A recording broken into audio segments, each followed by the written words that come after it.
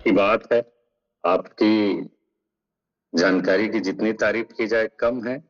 और इतने दिन से जानकारी हम लोग ले रहे हैं, उसके बाद भी लगता है कि हम लोग पूरा जानकार नहीं हुए हैं। और इसके पीछे का कारण ये है कि हमारी जो शारीरिक संरचना है या हमारा जो मानव शरीर है वो बहुत ही कॉम्प्लिकेशन है, और इसके बारे में जितना जाना जाए उतना ही कम है। और इस जानकारी के लिए ही हम लोग इस क्लास के माध्यम से लोगों को जानकारी देते रहते हैं, ताकि उनकी जिंदगी में स्वास्थ्य, जो कि पहला धन माना जाता है, वो अच्छा रहे। अच्छे स्वास्थ्य के लिए अच्छी जानकारी की जरूरत हमेशा ही रहती है, क्योंकि ये विषय इतना कॉम्प्लिकेटेड है कि कई बार गलत जानकारियों को भी लोग सही मान बैठते हैं और जानकारी के अभाव में बीमार होते हैं, यहाँ तक कि उनकी जान भी चली जाती है गलत जानकारी के कारण। और ऐसा ही एक बीमारी है जो हमारे क्षेत्र में पिछले कई वर्षों से कई लोगों की जान ले चुका है। अभी कल परसों भी एक जान गई है उस बीमारी या उस अज्ञानता के कारण। तो आज मैं उसी विषय पर मैंने चर्चा करूंगा कि ये कौन सी बीमारी है और क्या सावधानियां रखनी चाहिए। तो वो उस बीमारी का नाम है, या उसको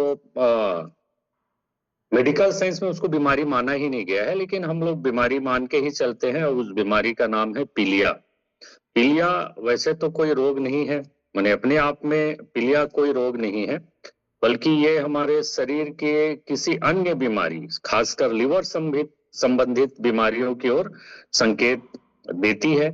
तो अक्सर इसके बारे में अज्ञानता रहती है, तो आज इसी के बारे में हम लोग विस्तार से चर्चा करेंगे। और ये हमारे क्षेत्र में खासकर जहां स्वास्थ्य के लिए उतनी अज्ञानता है, ज्ञान की कमी है, या जानते नहीं है, या डॉक्टरों का अभाव है, वो जानकारी बहुत ही जरूरी हो जाती है। जब कोई चीज की कमी हमारे लिए हो जाती है, तो किसी और चीज के बारे में हम ज्यादा जान के उस कमी को पूरा कर सकते हैं। तो इस क्षेत्र में जैसे डॉक्टरों की कमी है या अच्छे अस्पतालों की कमी है, तो हम स्वास्थ्य के बारे में अच्छी जानकारी रख के अपने स्वास्थ्य को अच्छा रख सकते हैं, बीमार होने से बचा सकते हैं।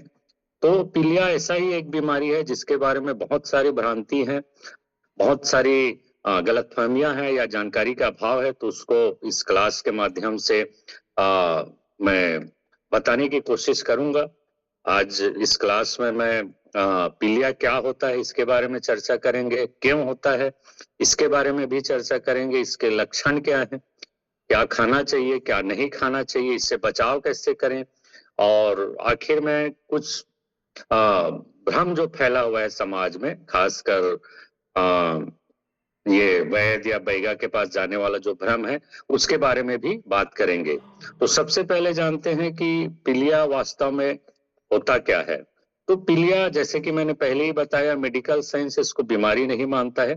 पीलिया वास्तव में कोई बीमारी का नाम नहीं है, बल्कि एक लक्षण है किसी अन्य बीमारियों का। खासकर लीवर से संबंधित अगर किसी को कोई प्रॉब्लम होने वाली है, तो उस बीमारी के लक्षण के रूप में ये पीलिया का जो सिम्टम आता है वो लोगों को आता है।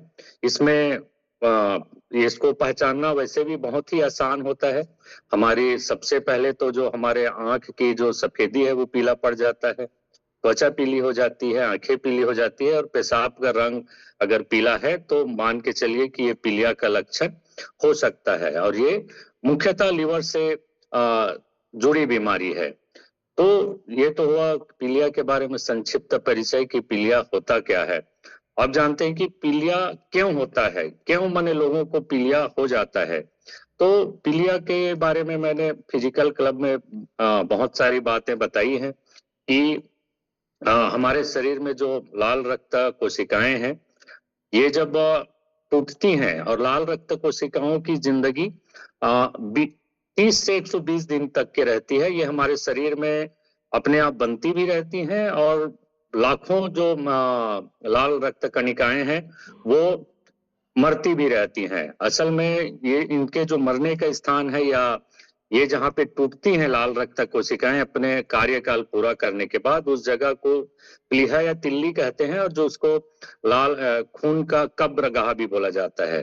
तो जब लाल रक्त कोशिकाएं टूट जाती हैं या अपनी कार्यकाल समाप्त करके प्लीहा में जब नष्ट होती हैं, तो नष्ट होने की प्रक्रिया में एक केमिकल बनता है जिसको बिलीरुबिन कहते हैं। और बिलीरुबिन कोई बहुत बड़ा माने साइंस की भाषा नहीं है। कभी आपने लिवर का अगर टेस्ट करवाया होगा तो बिलीरुबिन उसमें लिखा रहता है, और बिलीरुबिन कोई बहुत ही कठिन साइंस की भाषा नहीं है। तो जब लाल रक्त कोशिकाएं टूटती हैं या मरती हैं, तो उसके टूटने से बिलीरुबिन ही बनता है। सामान्य स्थिति में बिलीरुबिन लिवर में ही रहता है, और लिवर में रह के लिवर इसको साफ करता है और इससे पित्त बनता है। वही पित्त या बाइल जूस जो हमारे फैट को पचाने का काम करता है और पित्त की थैली में रहता है। तो पित्त का भी जो कच्चा माल बोला जाए वो हमारे लाल रक्त कोशिकाओं का लाश होता है। जो लाल रक्त कोशिकाएं प्लीहा में मरती हैं, उससे हमारा पित्त का निर्माण होता है, और पित्त और बिलीरुबिन को हमारा लिवर सामान्य रूप से साफ कर देता है। लेकिन प्रॉब्लम तब आती है जब लिवर खराब हो जाता है, तब उस बिलीरुबिन को हमारे शरीर से बाहर निकालने में तकलीफ होती है, या पित्त की नली में कोई प्रॉब्लम आ जाता है तो वो बिलीरुबिन हमारे शरीर से नहीं निकल पाता है, और परिणाम स्वरूप जब ये बिलीरुबिन हमारे लिवर में ज्यादा मात्रा में इकट्ठा हो जाता है, निकल नहीं पाता है, तो वो हमारे खून में मिलने लगता है और खून पीला हो जाता है, और इसी के कारण हमारी आंखें, हमारी त्वचा, हमारे पेशाब का कलर पीला हो जाता है, और इसको सामान्य रूप से पीलिया बोल दिया जाता है। तो ये तो रही पीलिया क्यों होता है, ये भी मैंने बता दिया। संक्षेप में मैं बता देता हूँ कि पीलिया के प्रकार कितने होते हैं।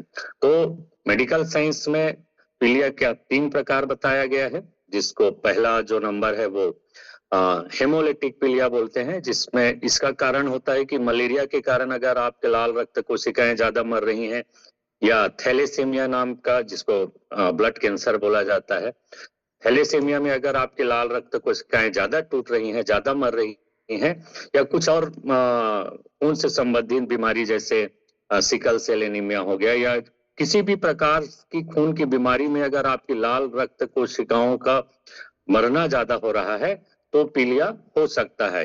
ये पहला प्रकार है। दूसरा प्रकार है हेपेटिक पीलिया।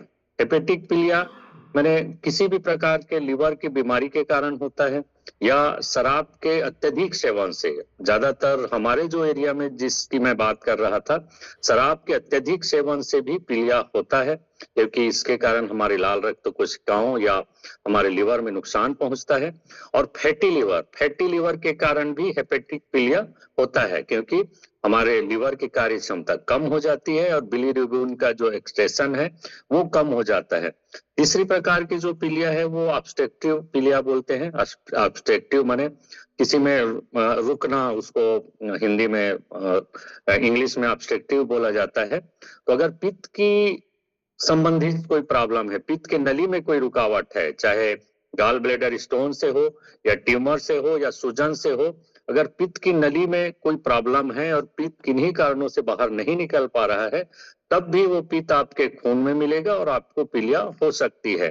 तो ये 3 प्रकार की पीलिया की बात होती है। अब आप अपने आप को रख के समझ सकते हैं कि आप किस खतरे में हैं, क्या हेमोलिटिक पीलिया है, क्या हेपेटिक पीलिया है, या ऑब्स्ट्रक्टिव पीलिया है। तो ये तो रही मैंने पीलिया के प्रकार।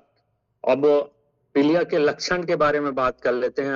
अधिकांश लोग मैंने लक्षण के बारे में सुनना चाहते हैं, क्योंकि लक्षण डायग्नोसिस का पहला स्टेप होता है, जिसको हम लोग घर में ही समझ पाते हैं कि अगर ये हो रहा है तो ये हो सकता है। ऐसा अगर हमको जानकारी है तो हम सही इलाज की ओर जा सकते हैं और डॉक्टरों को भी इसके बारे में बता सकते हैं।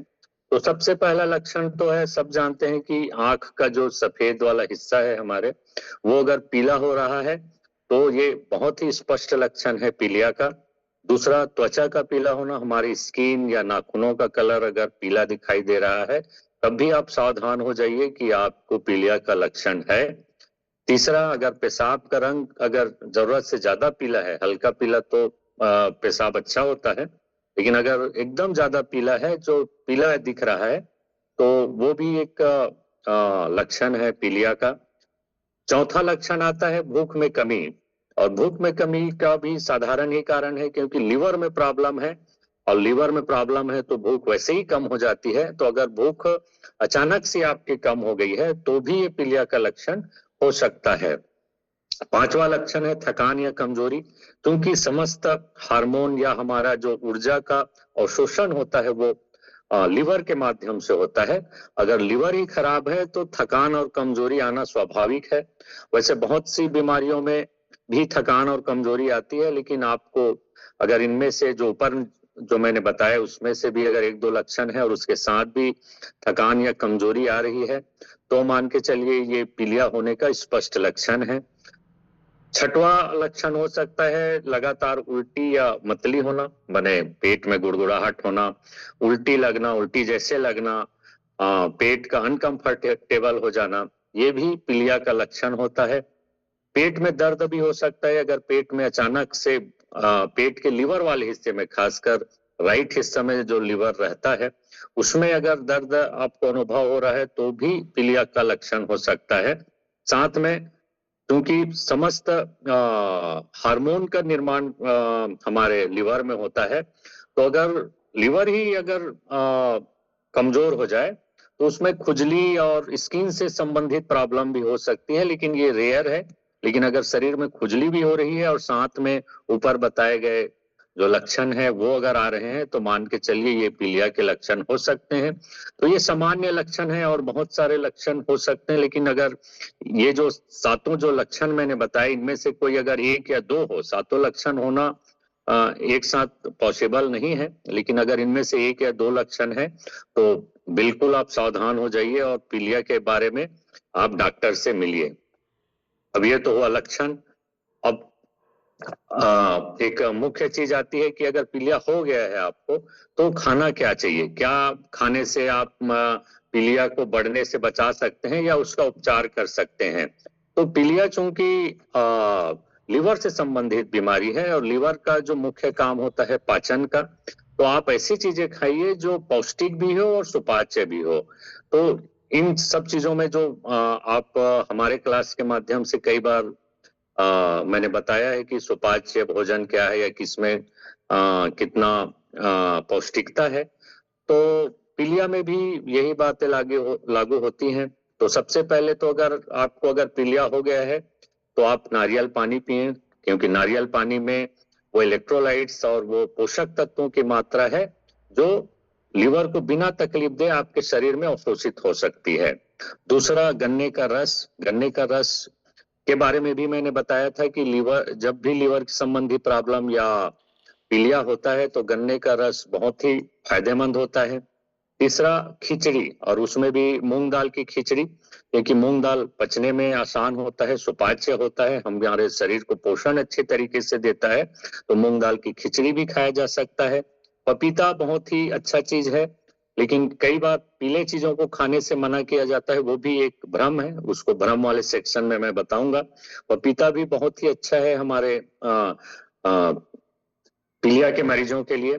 नींबू का पानी, क्योंकि ये हमारे पाचन को मजबूत करता है। और दलिया में फाइबर होता है और सुपाच्य भी होता है, तो दलिया भी खा सकते हैं। अब ये तो हुआ क्या खाना चाहिए, क्या नहीं खाना चाहिए, ये भी आप लोग ध्यान से सुनिए।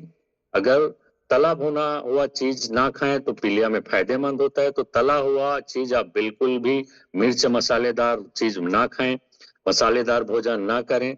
शराब का सेवन प्रतिबंधित होता है, शराब की एक बूंद भी पीलिया की मरीज की जान ले सकता है, तो शराब बिल्कुल भी नहीं पीना चाहिए, जो एल्कोहलिक है वो।